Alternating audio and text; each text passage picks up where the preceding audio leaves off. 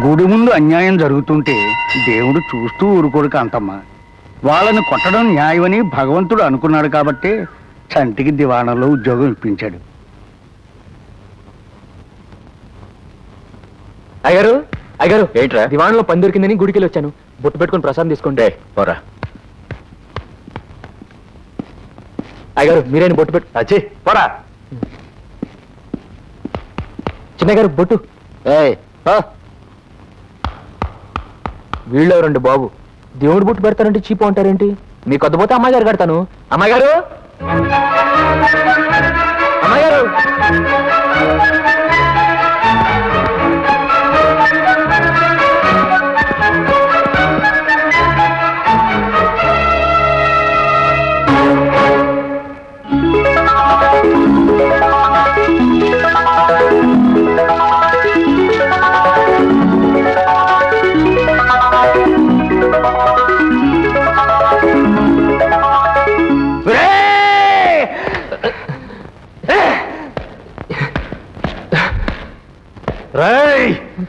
ఎంత ధైర్యం ఉంటే నా చెల్లెలి మీద చేయేస్తావరా? వదలరా వాణ్ణి. రే చంటి, నీకు పనిచ్చినప్పుడే చెప్పాను, నా చెల్లెలి వైపు ఎవడైనా కన్నెత్తి చూస్తే వాడి కాలు చెయ్యి విరిచేయమని. అది నీకు కూడా వర్తిస్తుంది. ఇంకోసారి ఇలా జరిగితే నీ కాలు చెయ్యి తీసేయాల్సి వస్తుంది. మొదటి తప్పు కనుక క్షమించి వదిలేస్తున్నాను. గంగా వాషింగ్ పౌడర్ గంగా గంగలా తడతడా మెరవాలంటే గంగా వాషింగ్ పౌడర్ నే వాడండి. టింగ్ టింగ్ టింగ్.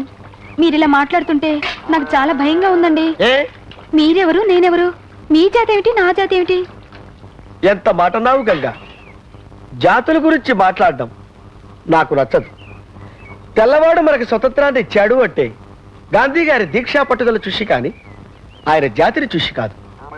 అంతేందుకు కొంతమంది భర్తలు భార్యలకి భయపడి ఇంట్లో బట్టలు ఉతుకుతారు. వాళ్ళందరూ నీ జాతే. ఇంకొంతమంది భర్తలు భార్యల్ని ఉద్యోగాలకు పంపించి ఇంట్లో వంట చేస్తారు. వాళ్ళందరూ నా జాతే. No, never. నా దృష్టిలో రెండు జాతులు. ఒకటి ఆడజాతి, రెండు మగజాతి. నేను నీ మెళ్ళో తాళిపొట్టు కడితే నువ్వు నా జాతి, నేను నీ జాతి, మనిద్దరం ఒకటే జాతి.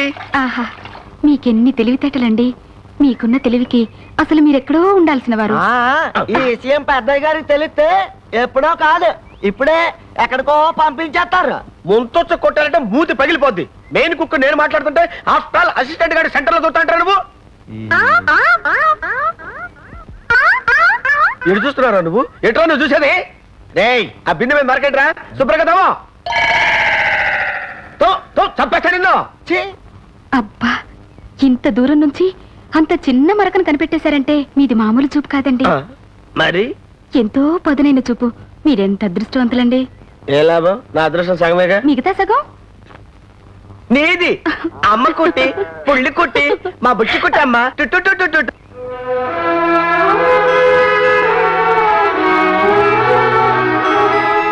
అమ్మో అమ్మో, ఏం గది ఏం గది. పాతాళ భైరవ సినిమాలో రాజ్ కుమార్ గది లాగుంది.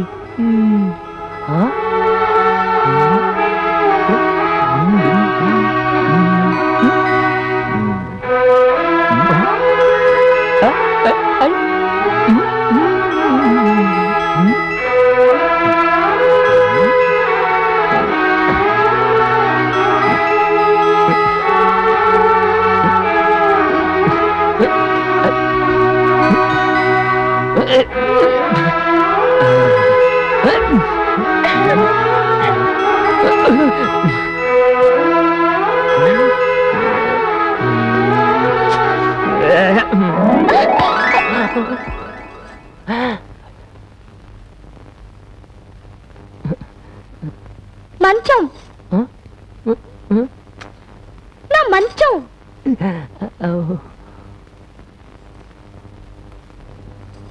ఏం చేస్తున్నావు? దుప్పటి వేయడం అలా కాదు. పట్టుకో, విప్పు.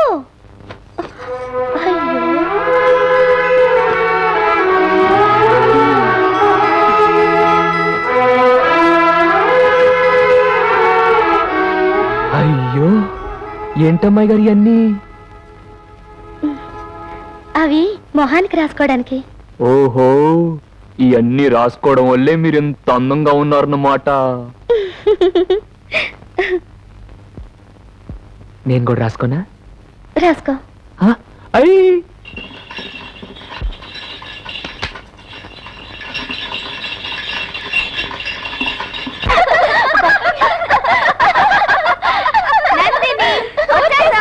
ఈవేళ ఏమాట ఆడుకుందాం?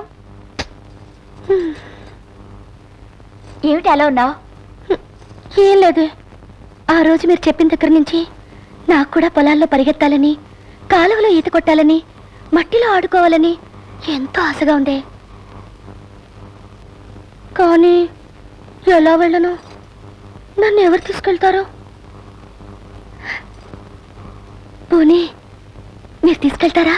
అమ్మో, మేమా? మీ అన్నయ్యలకు తెలిస్తే మమ్మల్ని చంపేస్తారు.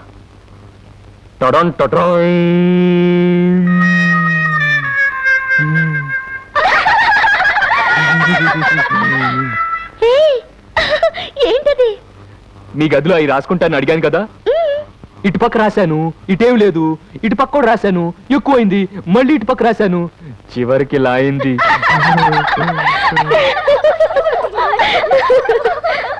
బాలేదా? చాలా బాగుంది.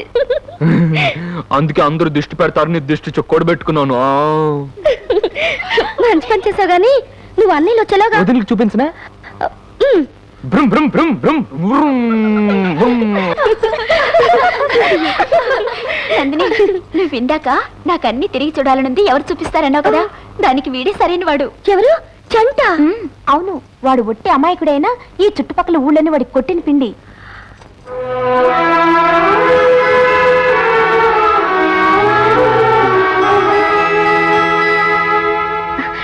సుబ్బయ్య, వస్తున్నానమ్మా. ఏం కావాలమ్మా? కాఫీయా, టీయా, మిల్కా, బటర్ మిల్కా, బోర్న మీటా? నాకు అవేమీ వద్దు, నువ్వు నాకు సాయం చేయాలి. వంట చేయడం తప్ప మనకు సాయం చేయడం రాదమ్మా. నీకు ఉపకారం చేయడం కూడా తెలీదా? ఉపకారమా? You mean helping? అవును. ఏమిటో చెప్పమ్మా, చేస్తాం. మరైతే ఒట్టే. ఒట్టు. మా వదిళ్ళు అడిగితే నీ టిఫిన్ చేసి మధ్యాహ్నం భోజనం కూడా చేశానని చెప్పు. ఎందుకు? ఎందుకంటే నేను ఈ రోజు గదిలోంచి బయటికి రాను. వామ్మో, ఇందులో ఏదో తిరకాసుందిరా నాయనోయ్. నాకు ఈ గొడవలో నేను తెలియదు తల్లే. అయితే నీ గురించి మా అన్నయ్యతో చెప్తాను. నా గురించా? ఏమని చెబుతారమ్మా? నా చేయి ముట్టుకుని ఒట్టేసావుగా, ఆ విషయం మా అన్నయ్యతో చెప్తాను.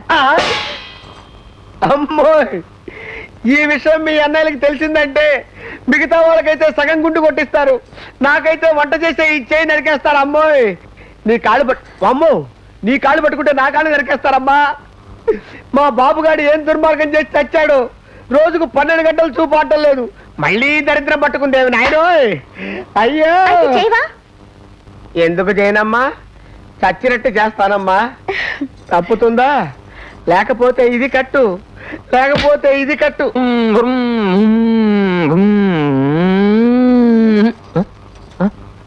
అమ్మాయి గారు మీరా? ఇంతసేపు అన్నయ్యలో నీ కోసం ఎదురు చూసి వెళ్ళిపోయారు తెలుసా? నా కోసం? ఎందుకు? నన్ను పక్కూరికి తీసుకెళ్లి పొలాలు, తోటలు అన్ని చూపించమన్నారు. అలాగా? అయితే ఒక నిమిషం, బండి కొట్టుకొస్తా.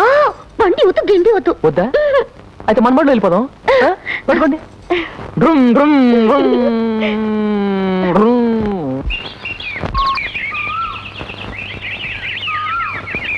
చంటి, నేను నీకో పని చెప్తాను, చేస్తావా? చెప్పండి, చేస్తాను. తప్పకుండా చేస్తానని ఒట్టి. తప్పకుండా చేస్తాను. ఓటు ఏంటో చెప్పండి. నేను నీతో వచ్చినట్టు అన్నయ్యలకు తెలియకూడదు. అయ్యయ్యో, ఇదొక్కడు గొడవండి. మీ అన్నయ్యలే తీసుకెళ్ళమన్నారు చెప్పారుగా. ఊరికే అలా చెప్పాను. చంటి, ఎవరితో చెప్పవుగా? చంటి మాట అంటే మాటే.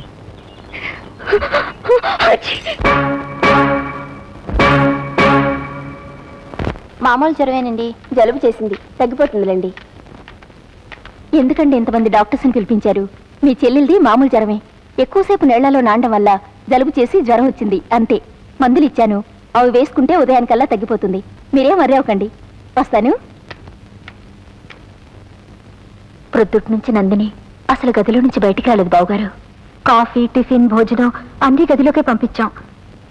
నీళ్ళలో నానటం ఏమిటి? కిలకల్లాడుతూ తిరిగే పిల్ల పొద్దుటి నుంచి గదిలోంచి బయటికి రాలేదంటే ఏం జరిగిందో చూసుకోవద్దు. కనీసం నాకు ఫ్యాక్టరీ ఫోన్ చేయొద్దు. ఏం చేస్తున్నారు మీరంతా? లేవటం, తినటం, పడుకోవటం, ఒళ్ళు పెంచుకోవటం, అంతేగా? చచ్చా పండు అవతలకి. రేయ్, ఆ తంటిగాడేడి? ఆడు పొద్దుటి నుండి డ్యూటీకి రానేదండి. వెంటనే వెళ్ళి వాడిని తీసుకురా. అందాలు ఏమేమో. పొద్దుటి నుంచి ఎక్కడికి వెళ్ళావరా? మేమిద్దరం అదేనండి, నేను పొద్దున్నే పక్కూరికి వెళ్ళి పొలాల్లోనూ తోటలోనూ ఆడుకున్నానండి. ఏట్లో కూడా స్నానం చేశానండి. భలే సరదాగా ఉందండి. ఏంట్రా నీ సరదా? నువ్వు రాకపోవడం వల్లే కదా నా చెల్లెలికి జ్వరం వచ్చింది. వాడిని వదిలే. ఇంకెప్పుడు ఇలా చేయకు. జాగ్రత్తగా ఉండు.